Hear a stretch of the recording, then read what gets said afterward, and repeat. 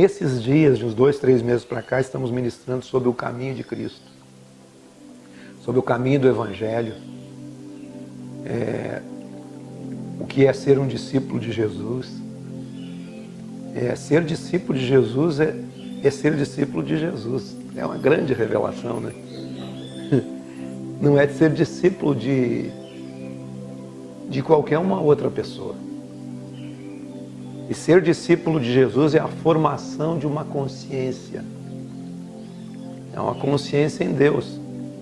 Muitos, eles não vivem em fé, porque eles andam no conselho dos homens. O conselho dos homens é bom, mas se você viver só com o conselho dos homens, você nunca vai gerar fé. Porque a fé não gera no seu coração segundo o conselho dos homens. A fé é gerada quando você tem a consciência do caminho que você está andando. A fé só é gerada quando você tem consciência do Evangelho de Jesus. Ser discípulo de Jesus é aquele que discerne, aquele que recebe, aquele que acolhe, aquele que descobre. É uma descoberta, é uma construção, é todo dia, é todo momento. Ser discípulo de Jesus é conhecer o caminho do discipulado. E muitos de nós, em vários sistemas que nós já estivemos e pertencemos, nós tínhamos reuniões de discipulado, reuniões disso, reuniões daquilo, e muitas vezes fomos até formados discípulos uns dos outros. Mas hoje o que nós queremos despertar é a consciência do caminho de Jesus dentro de nós. Você caminhar o mesmo caminho que Ele caminhou. Você andar nas pegadas de Jesus. É em Jesus que as coisas vão acontecer. E eu tenho ministrado para vocês e tenho dito que esse caminho, ele é um caminho que muitas vezes vão ter percalços no caminho. Ele é um caminho que começa com revelação, começa com a revelação de quem Cristo é, mas essa revelação também não é o tudo. A revelação não é o tudo para nós. Porque a revelação de quem é Cristo em nós é o começo do caminho, é o começo da jornada. Quando Jesus disse assim, eu sou o caminho, eu sou a verdade e eu sou a vida, Ele estava falando de um lugar que você deve andar. Às vezes, a gente pega esse texto e diz assim, Ele é o caminho, Ele é a verdade. E o que é um caminho? É onde você caminha. Se Jesus é o caminho, onde você tem que caminhar? É no caminho. Se Ele é o caminho, você caminha nesse caminho. No caminho de Cristo. No caminho do que Ele é. Você caminha na verdade de Cristo.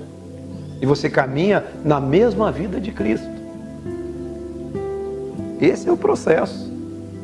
Então, durante essa jornada de fé que nós vamos fazer aqui nessa terra, enquanto nós sobrevivemos aqui, enquanto nós não formos de fato glorificados e entrar no estado eterno, nós vamos andar nesse caminho.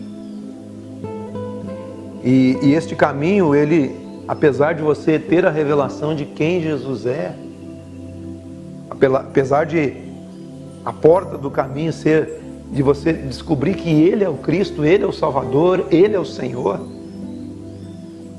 isso não vai isentar você de, no meio do caminho, você cometer outras loucuras. Outras coisas com falta de discernimento. Assim como o caminho que começou ali, quando Jesus disse assim para os discípulos, aquele que quer ser meu discípulo, negue-se a si mesmo, tome a sua cruz e siga-me. O si mesmo é a parte fantasiosa que nós carregamos. Seria a hipócrita, a capa. a máscara. Isso é o si mesmo, você tem que negar isso tudo. Expor o seu eu verdadeiro que está dentro de você. As correções que o Evangelho, nessa jornada, vai fazendo no seu coração. E vai fazendo dia a dia. Sem interferência externa. É um caminho de consciência. É um caminho de maturidade, é um caminho de construção. Quando falamos em caminho de maturidade, lembramos quando João batizou Jesus, logo depois de ele ter saído da água,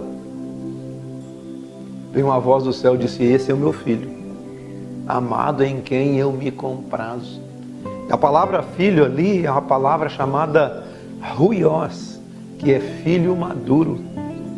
Mas quando nós somos aceitos em Cristo, através do Evangelho, e cremos no Evangelho, e nós somos feitos filhos de Deus, ali a palavra não é ruios, ali a palavra é teknos, crianças em Cristo.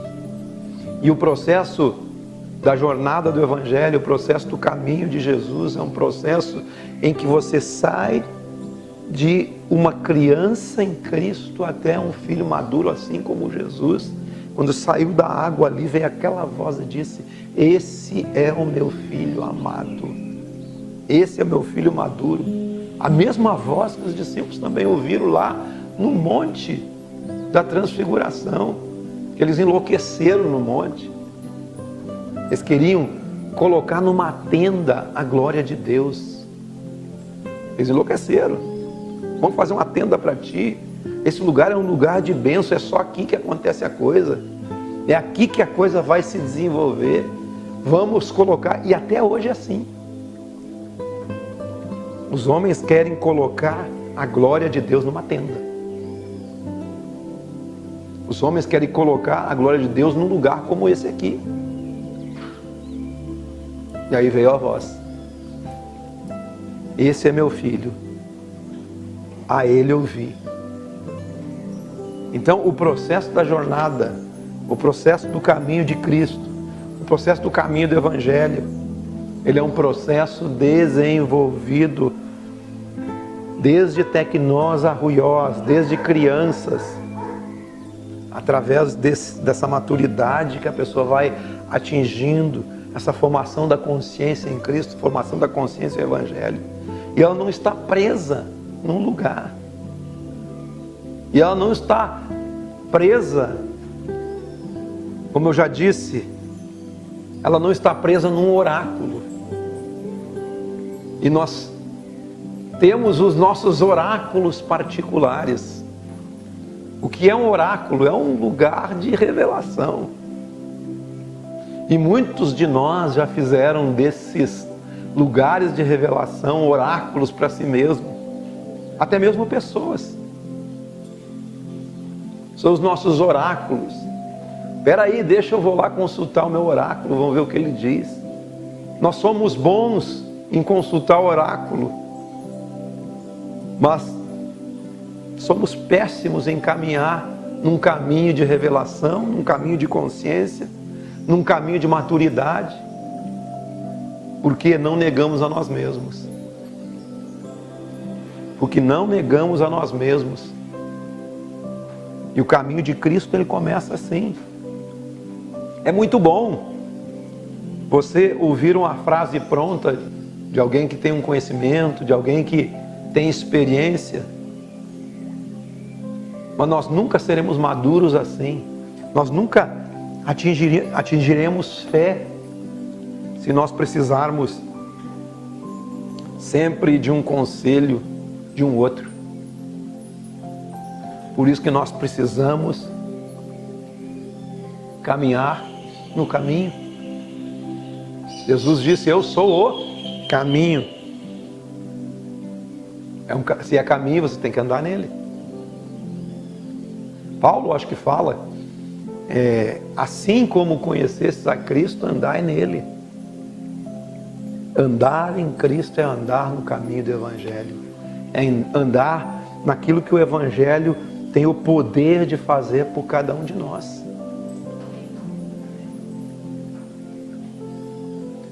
O Evangelho tem poder de fazer isso com a gente. É sempre mais fácil nós termos um amuleto. É sempre mais fácil nós termos uma muleta para nós andar de muleta. É sempre mais fácil nós receber a coisa pronta. É difícil nós caminharmos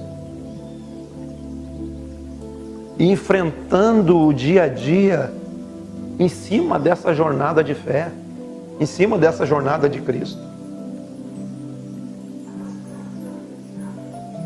O caminho de Jesus começa com a revelação, mas no meio do caminho muita coisa muda na nossa vida.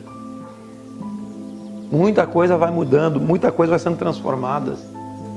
Mas nós vamos ter momentos de desacertos, não sei se essa é a palavra certa. Vai ter momentos em que nós vamos enlouquecer na beirada do caminho, com atitudes que não são as atitudes de quem está andando no Evangelho, mesmo sabendo que Cristo é o Filho de Deus. Primeira coisa, no caminho foi o medo que Pedro teve da cruz, o confronto da cruz. Pedro tinha tido a revelação, não foi carne nem sangue que tinha revelado para ele que ele, Jesus, era o Cristo. Logo mais adiante, quando Jesus falou em ir para a cruz, ele já saiu do trilho. Saiu do trilho, ó Senhor, de modo algum você vai ir para a cruz. Eu não vou deixar. Não existe evangelho sem cruz. Não existe evangelho sem morte. Evangelho é um evangelho que nós precisamos tomar a cruz. Ser crucificado com Cristo, como Paulo disse. Estou crucificado com Cristo. Esse é o caminho do evangelho. Andar no caminho, andar na verdade e encontrar a vida no Evangelho. Mateus capítulo 16, versículo 21, que diz assim: Desde esse tempo começou Jesus Cristo a mostrar a seus discípulos que lhe era necessário seguir para Jerusalém, sofrer muitas coisas dos anciãos, dos principais sacerdotes e dos escribas, ser morto e ressuscitado no terceiro dia. E Pedro, chamando-o à parte, começou a reprová-lo, dizendo: tem compaixão de ti, Senhor. Isso de modo algum te acontecerá. Mas Jesus, voltando-se, disse a Pedro: arreda-te, Satanás, tu és para mim pedra de tropeço, porque não cogitas das coisas de Deus e sim das dos homens. Então disse Jesus a seus discípulos: se alguém quer vir após mim, a si mesmo se negue, tome sua cruz e siga-me. Porquanto quem quiser salvar a sua vida, perdê-la, e quem perder a sua vida por minha causa, achá-la-á. Pois que aproveitará o homem ganhar o mundo inteiro e perder a sua alma? Ou que dará o homem em troca da sua alma? Porque o Filho do Homem há de vir na glória de seu Pai, com os seus anjos, e então retribuirá a cada um conforme as suas obras. Em verdade vos digo que há alguns dos que aqui se encontram que de maneira nenhuma passarão pela morte até que vejam vir o Filho do Homem no seu reino.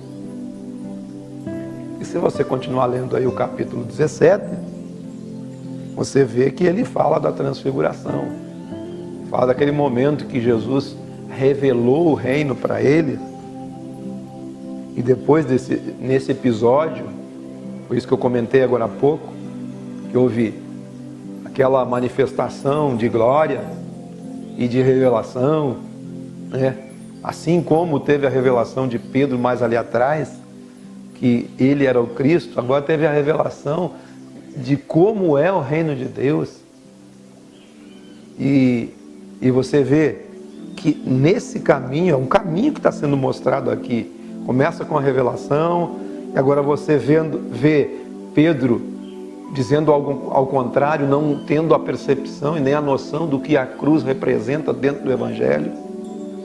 Primeiro você tem que ter essa percepção do que a cruz, a morte representa dentro do Evangelho, que a morte de Jesus representou, que aquilo que Jesus fez, a graça dele ter sido morto, crucificado por mim, por vocês, isso representa muito dentro do Evangelho. É um inocente sendo morto em favor dos culpados. Todos nós éramos culpados. Então é um caminho que Jesus propõe, o Evangelho nos propõe, é um caminho em que começa com revelação. Depois da revelação você tem a cruz. Depois da cruz você tem a noção do que é o reino de Deus. O reino de Deus não é um reino com visível aparência, o reino de Deus está dentro de nós. Como diz Jesus lá em Lucas capítulo 17, o reino de Deus está dentro de nós. O reino de Deus não vem com aparência visível. O reino de Deus é um reino que tem que ser descoberto por cada um de nós. É um reino que tem que ser aceito. A cada dia que você caminha, você vai descobrindo mais os valores eternos, os valores do reino. E esse caminho Jesus começou a mostrar aqui.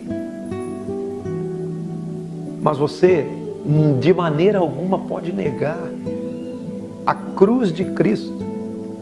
É o princípio do Evangelho. Não existe um Evangelho sem cruz. A cruz é um lugar de morte, porque sem cruz não há ressurreição. E ele diz aqui, ó,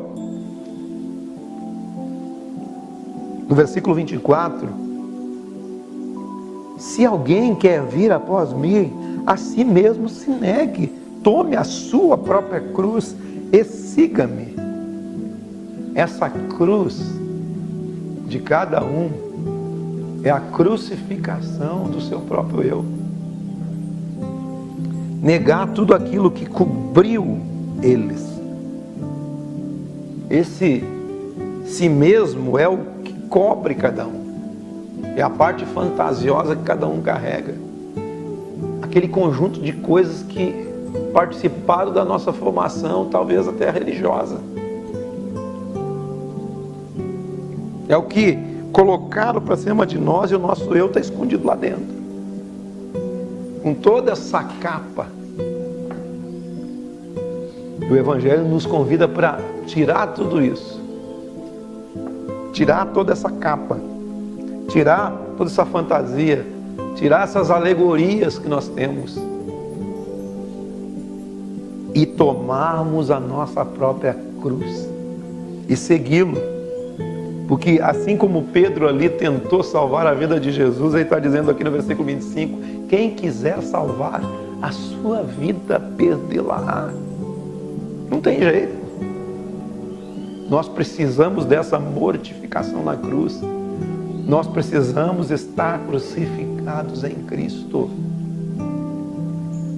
Para que a glória de Cristo, o poder de Cristo, o poder da sua glória e da sua ressurreição, Ele também nos vivifique.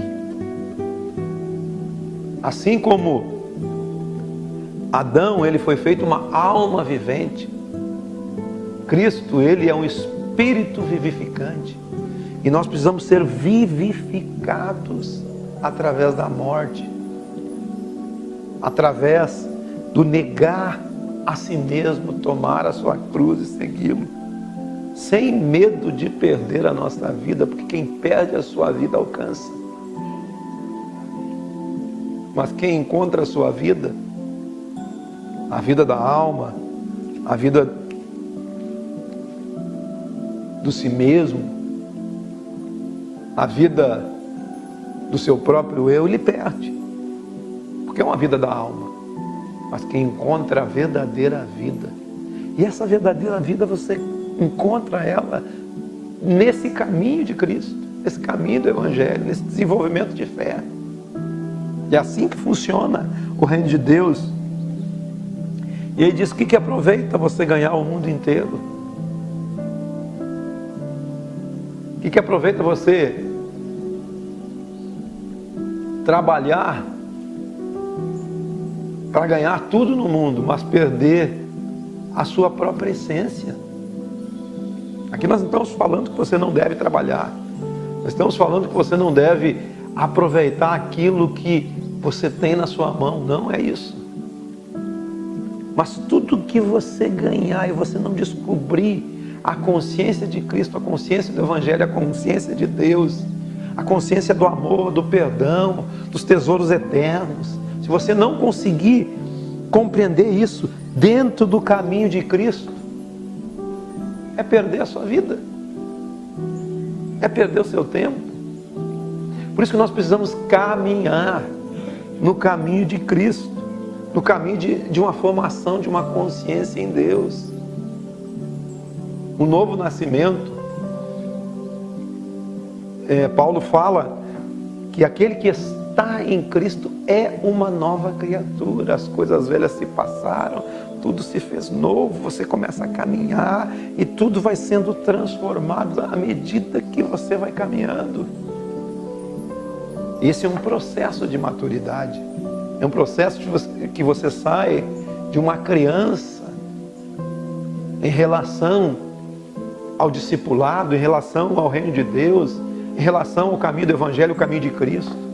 Você sai de uma criança e você começa a passar e ser formado pela própria caminhada, porque Ele é o caminho, Ele é a verdade, Ele é a vida. Então você começa a caminhar nesse caminho e você começa a ser desenvolvido. As próprias experiências da vida, a obediência a Cristo não te dá também nenhum tipo de garantia de que você não vai ter experiências dolorosas na sua vida, experiências de circunstâncias, experiências de perdas. É um caminho que você tem que caminhar, mas a sua maturidade ela vai aumentando à medida que você vai enfrentando todos os percalços que a vida traz para você. O Evangelho é uma jornada de todo dia, de formação de consciência, é de aceitação, de acolhimento da palavra de Deus, de acolhimento da palavra de Cristo. E você vê aqui ele dizendo: que aproveitará o homem se ganhar o mundo inteiro e perder a sua alma? Ou o que dará o homem em troca da sua alma? Porque o Filho do Homem há de vir na sua glória, na glória do seu Pai, com seus anjos retribuirá a cada um conforme o caminho, conforme as obras. Não é o que ele faz para se justificar, não. Isso não é o que esse texto diz. São obras de fé. Em verdade vos digo que alguns, aqui no caso foi Pedro, Tiago e João, eles viram, tiveram a noção do reino de Deus, aí nesse capítulo que segue, tiveram a noção de como é a glória de Deus. E muitas vezes nós também somos chamados a ter a noção da glória de Deus. E você vai ver aí que depois eles descem no monte, e aí tem um jovem possesso, eles tiveram a revelação da glória no monte, eles não podiam contar para ninguém o que viram lá até que Jesus fosse glorificado. Agora os outros discípulos tiveram a experiência de tentar expulsar um demônio e não conseguir expulsar um demônio uma noite inteira. E aí Jesus vai começando andando com eles durante essa jornada e mostrando. Interessante que essa jornada ele estava fazendo esse caminho em direção de um lugar chamado Cesareia de Filipe. Cesareia de Filipe era o lugar mais pagão da época, onde cada lugar, cada canto tinha um altar, cada um tinha seu Deus. E hoje não é diferente. Hoje nós caminhamos no mesmo lugar pagão, onde cada um tem o seu Deus. E o caminho de cada um de nós é nesse lugar. Num lugar de idolatria, num lugar de paganismo, num lugar de coisas que estão estabelecidas acima do próprio Evangelho. E é nesse lugar que nós temos que ser discípulos de Cristo. É nesse lugar que nós seremos formados. Você percebeu? Que é nesse lugar. Nada é diferente. Aqui, do texto de Mateus, do texto do Evangelho, nada é diferente do que nós vivemos hoje. É a mesma formação, gente. Só que eles tiveram a experiência de estar com o Cristo encarnado diante deles. Hoje Cristo habita dentro de nós. Hoje Cristo estabeleceu um caminho para nós andar. E é nesse caminho que temos que andar. Mas tudo isso começa quando você tem essa revelação, quando você não nega a cruz e você toma ela, toma essa cruz, negando a si mesmo, não o seu ser, negando a si mesmo, porque não adianta você tentar salvar. A verdadeira vida é nesse processo de maturidade. É um processo, é uma jornada. E muitas vezes, queridos, nessa jornada, nós entregamos o nosso caminho a outra pessoa. Nós precisamos ter a consciência que esse caminho você caminha com Jesus. Nós estamos caminhando junto com Jesus. Os conselhos são bons, mas se eu andar só com os conselhos humanos, eu não vou ter desenvolvimento de fé, eu não vou ter maturidade. Que consciência é essa que é formada numa pessoa assim? E por isso que você vê hoje em dia em várias instituições religiosas pessoas que são totalmente presas a essa tutela. Paulo diz em Gálatas que enquanto o herdeiro é menor, em nada difere de um escravo, porque está sobre curadores, sob a tutela de curadores, até o tempo estabelecido da maturidade. Assim também nós. Enquanto nós estivermos sob a tutela de alguma coisa, sendo meninos, apesar de sermos herdeiros de uma vida abundante, de uma vida em Cristo, de uma vida em abundância, não vamos poder usufruir disso, porque dependemos disso, dependemos daquilo, dependemos daquela outra coisa. Vocês percebem? Mas chega um tempo em que nós passamos a filhos maduros. Quando era menino, pensava como menino, agia como menino, fazia coisa de menino. Agora não. Cheguei à maturidade, agora não. Deixei as coisas próprias de menino. E agora o caminho para o que é perfeito. É essa a jornada. Você caminhar para a perfeição. Queridos, eu não digo a perfeição de atitudes em tudo. Não é isso. É um caminho de maturidade em Deus, que você vai sendo aperfeiçoado em cada erro que você comete no meio do caminho. Você vai tendo consciência do Evangelho. Por exemplo, tem uma citação ali naquele capítulo de 18, acho, de Mateus, que fala aí sobre aquele credor, né? Ali no versículo 21, fala do credor. E Pedro pergunta: até quantas vezes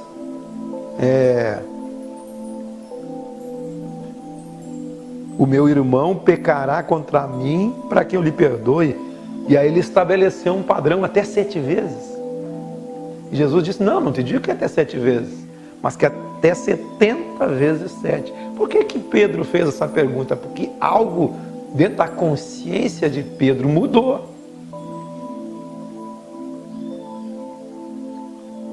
Porque ele percebeu que para andar com Jesus ele teria que perdoar. Você vê que o Evangelho é uma formação de consciência? Para andar no caminho de Cristo você terá que perdoar. Aqui Pedro disse: não, até quantas vezes? E olha, é o mesmo Pedro que teve a revelação, é o mesmo Pedro que Jesus disse que ia entregar as chaves do reino, né? Que ele ligasse no céu seria ligado na terra. E começou a perceber que para andar com Jesus ele teria que perdoar, e estabeleceu já uma medida. Até 7 vezes Jesus disse: não, você perdoará. Não te digo que é até 7 vezes, mas até 70 vezes 7. E o outro texto correlato lá de Lucas fala que é num dia só esse tipo de perdão. Você vê que o texto, que um devia uma dívida impagável, o outro tinha uma dívida pagável. Um foi perdoado, o outro era para ser perdoado, não foi. Aquele que teve a dívida impagável perdoada não perdoa. Então Pedro já estabeleceu: para mim andar no Evangelho eu tenho que perdoar. Para mim andar no Evangelho eu tenho que andar outra milha. Para mim andar no Evangelho, andar no caminho de Cristo, se alguém me esbofetear uma face, eu vou ter que dar outra face. Se alguém tomar o que é meu, eu não vou entrar em demanda. Se alguém me pedir emprestado, eu não vou pedir de volta. Não é isso que diz o livro de Mateus? Capítulo 5, 6 e 7, o Sermão do Monte. Esse Evangelho, esse caminho é uma formação de consciência. Pedro descobriu aqui: poxa, eu vou ter que andar com os camaradas e vou ter que aprender a perdoar. Mas a consciência dele já estava abrindo. Então essa formação de consciência no Evangelho é uma maturidade que você vai adquirindo à medida que você vai andando no caminho de Cristo. Porque muitas pessoas não amadureceram no caminho de Cristo, mesmo tendo professado seguirem a Cristo desde cedo, porque estavam todos debaixo de tutela. Mas debaixo de tutela é só para quem é imaturo. Os tutelados são aqueles que não têm juízo perfeito. Quem não tem juízo perfeito tem que: eu tenho a tutela de fulano, fulano não bate bem das ideias. Não é isso? Tutela. Ou é menor, não pode decidir por si só. Enquanto o herdeiro é menor, ele é dono de tudo, mas é herdeiro de tudo, mas não pode mexer em nada, não manda em nada. Como diz Gálatas, ele é senhor de tudo, mas agora chega o tempo da maturidade. À medida que você vai amadurecendo, você vai experimentando a nova vida. A nova vida, irmãos, é experimentar ela todo dia, adquirindo maturidade a cada dia em Cristo Jesus. Que nós tenhamos essa nova vida presente em nós. Ou melhor, que nós tenhamos essa vida sendo multiplicada. Porque Jesus disse: eu sou o caminho, a verdade e a vida. E Ele é o caminho que você deve andar. Ele é a verdade que você precisa viver. E você vai encontrar a vida que Ele dá. Em nome de Jesus. Amém? Vamos orar?